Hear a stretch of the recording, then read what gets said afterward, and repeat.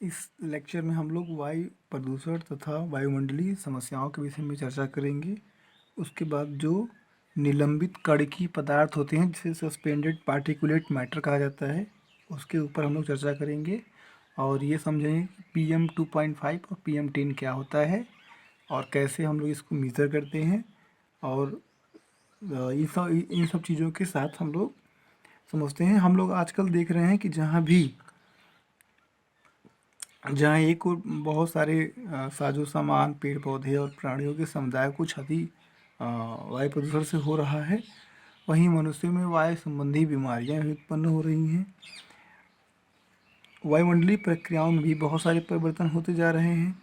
अम्ल वर्षा, धूम कोहरा, वैश्विक उष्मायन, ओजोन रिक्तीकरण आदि कुछ ऐसे जो प्रभाव हैं जो हमारे वायुमंडल में प्रदूषण के कारण हो रहे हैं। अब हम लोग बात करते हैं जो हमारा सस्पेंडेड पार्टिकुलर मैटर होता है यानी SPM की बात करते हैं। जो निलंबित कणकीय पदार्थ होता है वे सब ठोस, उसे हम कह सकते हैं कि वे सब ठोस एवं निम्न वाष्प दाब वाले कण, द्रव कण आते हैं जो वायुमंडल में तैरते रहते हैं एवं जिनका आकार 0.01 माइक्रोमीटर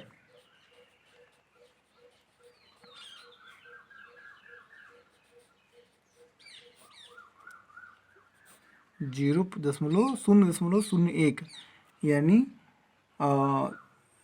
ऐसे हवा में तैरने वाले पदार्थ जिनका आकार 0.01 माइक्रोमीटर से 100 माइक्रोमीटर तक के बीच में होता है, इन्हें हम सस्पेंडेड पार्टिकुलर मैटर कहते हैं।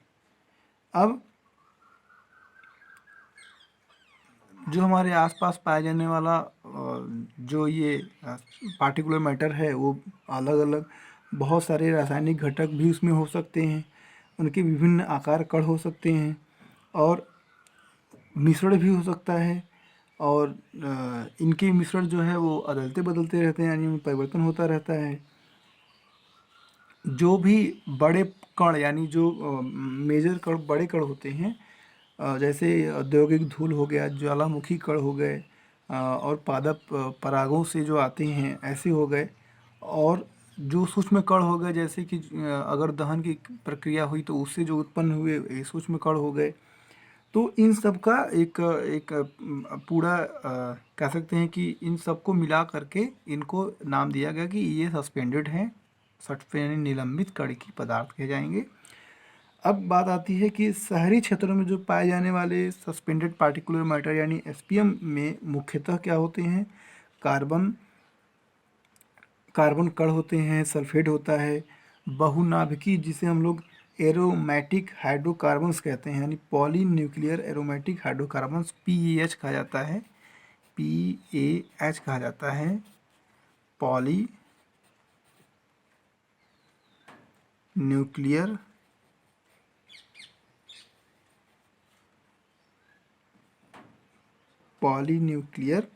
Aromatic hydrocarbon.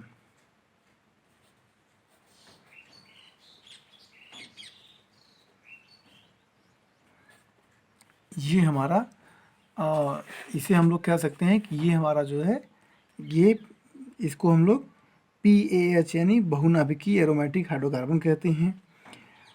इनमें बहुत सारे ऐसे कण होते हैं जो हमारे नाक के भीतर जो बाल होता है उससे छन जाते हैं और जो श्वास नली होती है उसमें अटका लिए जाते हैं और जिसे हम लोग PM 10 कहते हैं। यानी जो PM 10 यानी जिन कणों का जो साइज़ है वो 10 माइक्रोमीटर से कम है, यानी 10 माइक्रोमीटर से जो छोटे आकार के कण होते हैं उन्हें PM 10 कहते हैं।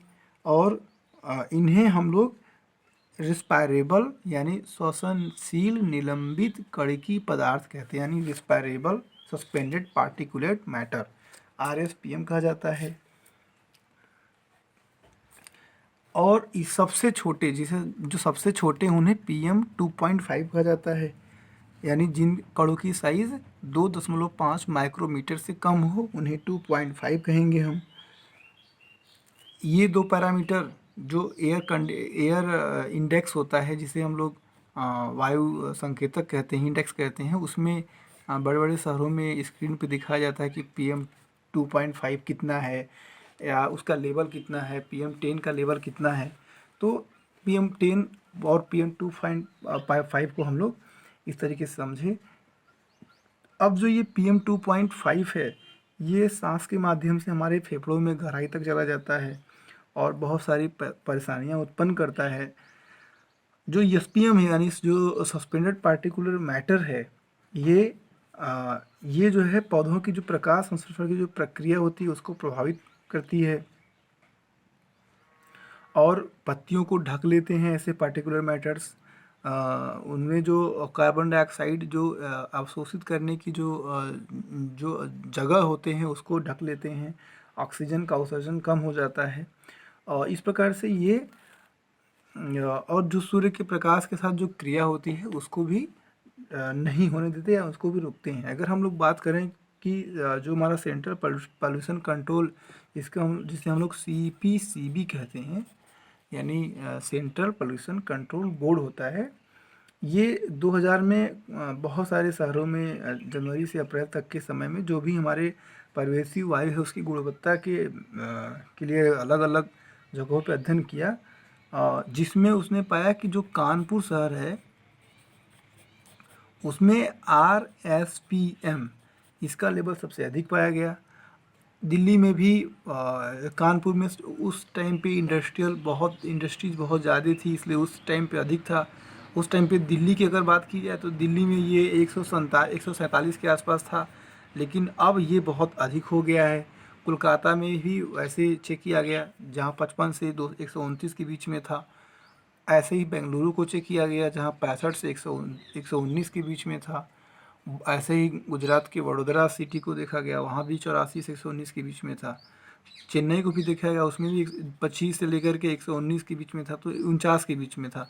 तो इस तरीके से हम कह सकते हैं कि अलग अलग शहर में ये जो CPCB है, यानी सेंट्रल पॉल्यूशन कंट्रोल बोर्ड है, ये एयर क्वालिटी को चेक करता है, उसको मीज़र करता है और कितना होना चाहिए या कितना रहना चाहिए उसको नियंत्रित करने का काम ये करता है। अब इनका उत्सर्जन कैसे होता है? तो इनका उत्सर्जन का जो मेन सोर्स है वो है जो भी हमारे इंडस्ट्रीज़ हैं, जो भी हमारे ऑटोमोबाइल सेक्टर्स हैं, उनसे जो भी वाहन है, उनसे जो भी जो भी उससे एग्जॉस्ट गैसेस निकलती हैं, उनके माध्यम से ये पार्टिकुलर मैटर्स बाहर आते हैं। और जहाँ पे भी इनकी संख्या या इंडस्ट्रीज़ जहाँ पे हैं अधिक हैं या जहाँ पे ऑटोमोबाइल्स की संख्या ज़्यादा ही है, वहाँ पे इनकी मात्रा में वृद्धि हो जाती है। अब हम अगर बात करें कि अगर हम लोग अगर CPCB की बात एक और करें कि वायु जो हमारा एयर पोल्यूशन है, एयर पोल्यूशन जो अगर उसकी एनालिसिस जब CPCB ने किया 2000 में, तो उससे मालूम चला कि जो हमारा CO है, यानी कार्बन मोनोऑक्साइड है, CO, उसका जो लेवल है उसके अधिक होने का जो कारण है, वो जो उसके अधिक लेवल होने का जो मुख्य कारण है वो ऑटोमोबाइल सेक्टर, यानी जो गाड़ियों की संख्या में जो भारी वृद्धि हो रही है, इससे कार्बन मोनोऑक्साइड में अधिक मात्रा में वृद्धि हुई। और उस दौरान जो भी हमारा SPM यानी सस्पेंडेड पार्टिकुलर मैटर और RSPM जिसे रिस्पायरेबल सस्पेंडेड पार्टिकुलर मैटर कहा जाता है, यानी ये दोनों दोनों जो लेवल था, ये एयर क्वालिटी जो भी होती है, यानी जो स्टैंडर्ड होता है जिसे हम लोग कहते हैं NAAQS, यानी नेशनल एयर एटमॉस्फेयर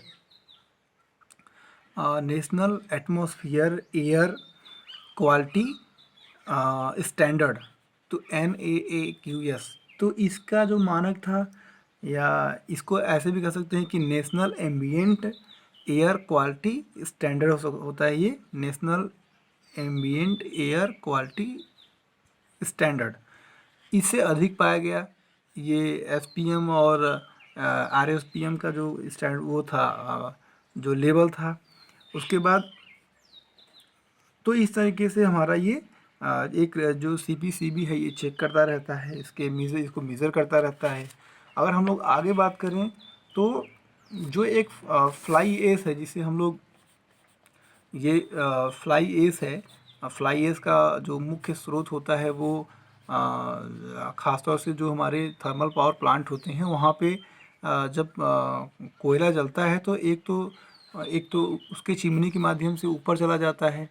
लेकिन जो कोयला जलता है जो काफ़ी मात्रा में बच जाता है, जो हवा में नहीं जा पाता, वो जो नीचे बच जाता है उसको हम लोग फ्लाई एश बोलते हैं। और इसके लिए अलग से एस डैम यानी ASHDAM डैम, एस डैम का एक निर्माण होता है जिसे हम लोग फ्लाई एश डैम कहते हैं। वहाँ पे इसको रखा जाता है। और इससे अगर हम लोग बात करें तो ये भी एक पॉल्यूशन का बहुत बड़ा स्रोत होता है। इंडस्ट्री जो भी पावर प्लांट होते हैं वहाँ कुछ चार्ज दे करके इन एस को रोड में, जंगल में जगह जगह बाहर निकाल दिया जाता है। इसका भी कोई बेहतर उपयोग नहीं हो पा रहा है, इसलिए ये भी एक पॉल्यूशन का बहुत बड़ा सोर्स माना जाता है। अब